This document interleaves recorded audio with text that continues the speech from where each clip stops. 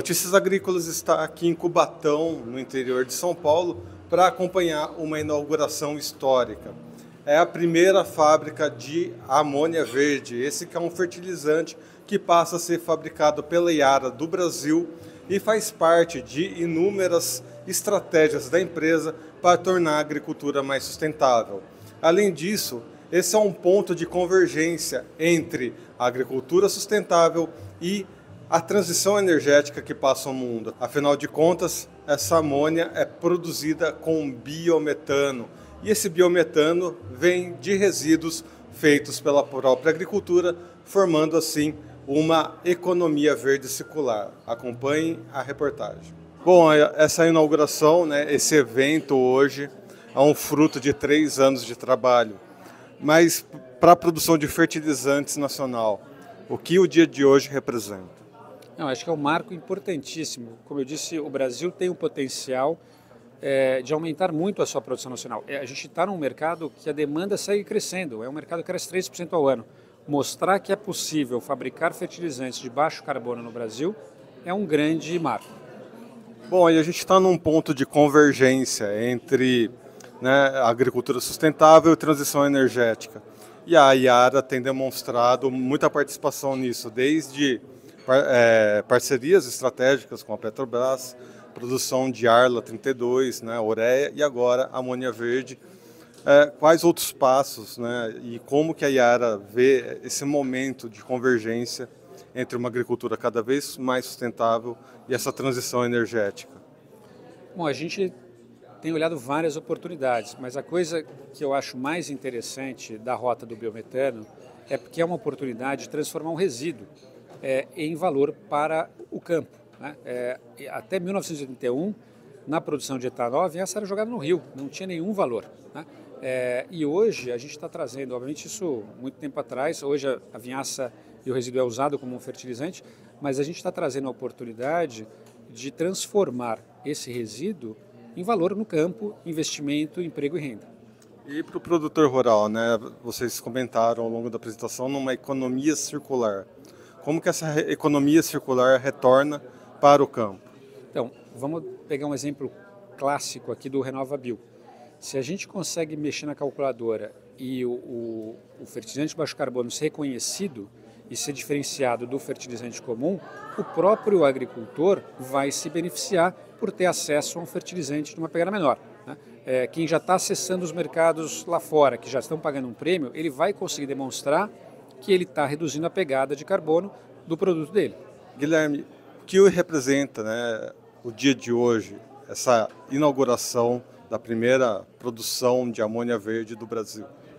Bom, acho que é um marco disso para a produção aqui no Brasil e para a agricultura, para a produção de fertilizantes, para o setor de fertilizantes, mas para a agricultura. A gente tem um papel muito importante em produzir alimentos. Eu acho que o Brasil ele tem essa representatividade muito grande globalmente em produção de alimentos, em alimentar o mundo.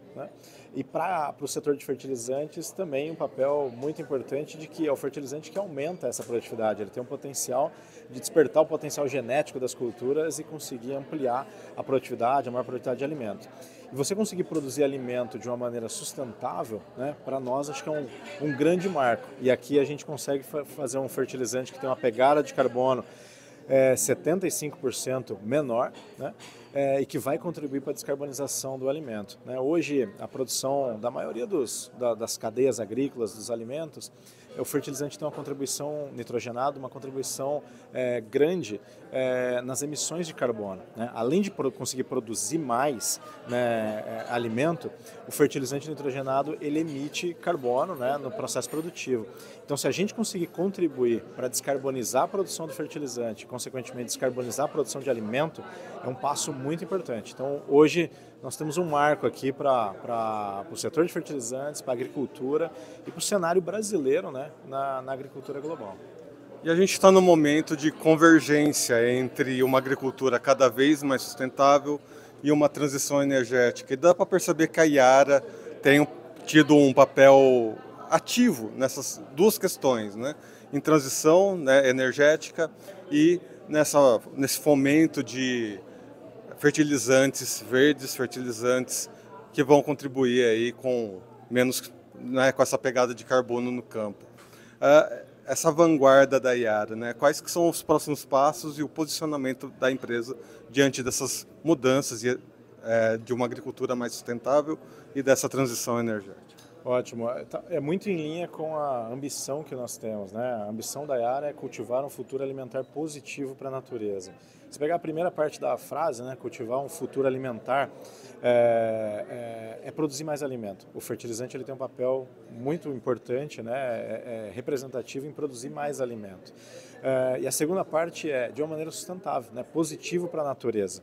Então a Yara está materializando, né, nos projetos que ela tem, seja de produção na Europa, nos Estados Unidos e agora aqui no Brasil, conseguir produzir um fertilizante que vai contribuir para a produção de alimento, né, mas de uma maneira que esse fertilizante ele tem uma pegada de carbono reduzida que vai contribuir para um alimento, né, com a pegada menor. Então é a materialização da ambição que a Yara tem.